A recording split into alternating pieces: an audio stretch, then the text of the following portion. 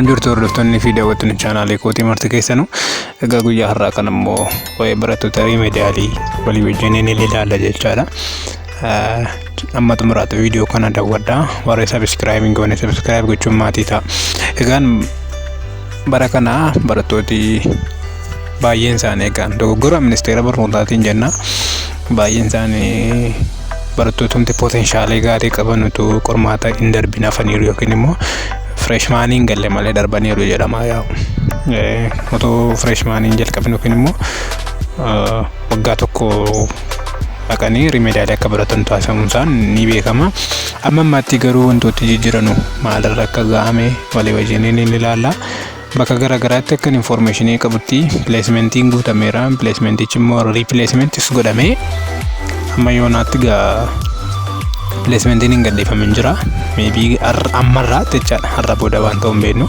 So barattooti keenya gaa obsumaan eegdu jedhee namanaa obsumaan eeguutis qabdu. Amma kana obsitanii wanti godhamu hin jiru waan ta'eef egaan kunis gufuu seenaa jireenyaa keessatti gufuu isa jalqabaatti waan ta'eef gufuun hin mo'amne immoo hin jiru. Ima mo'amaa hamma xumuraatti ittiin loluudha jechaadha. Gufuu nama dura jiru kamiin iyyuu ittiin qabuudha amma kuffisanutti jechaadha. Wallaansoo jireenyaati.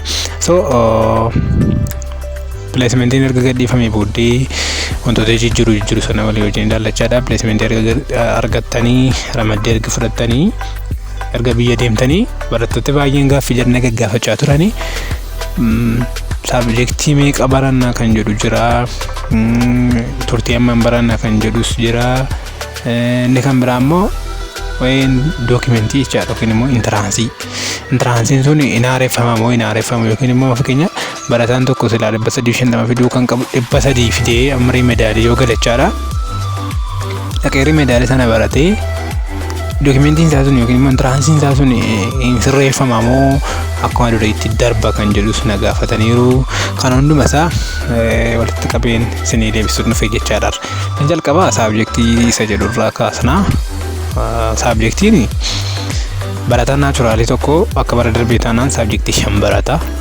5 gaafa jennu fiiziks, keemistiri, maas, baayoloojii, ingilish.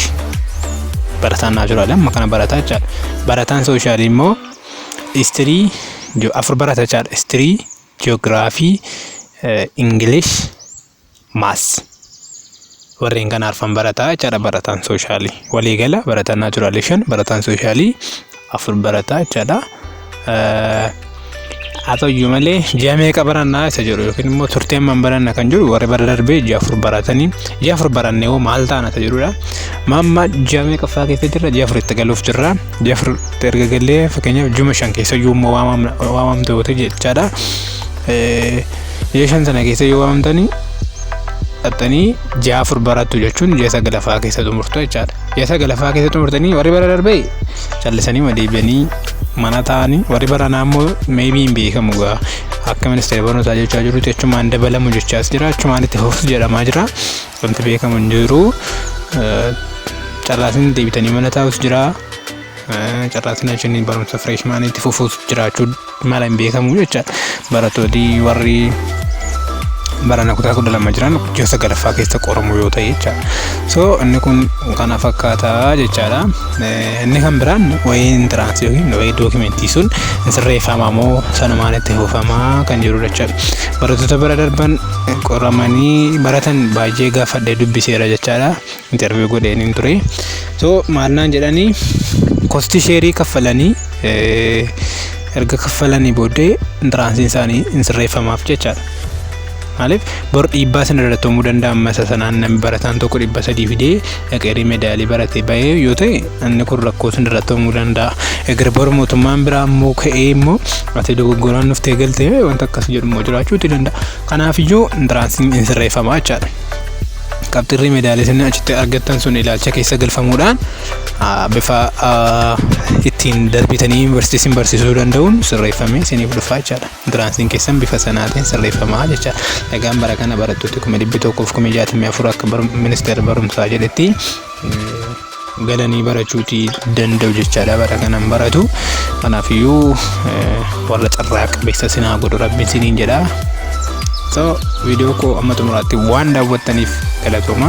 Bara dhufummoo freshman galtanii sin argaa jechaadha. Chaanaalee kanaaf haaraa yoo taatan subscribe gochuun dagata.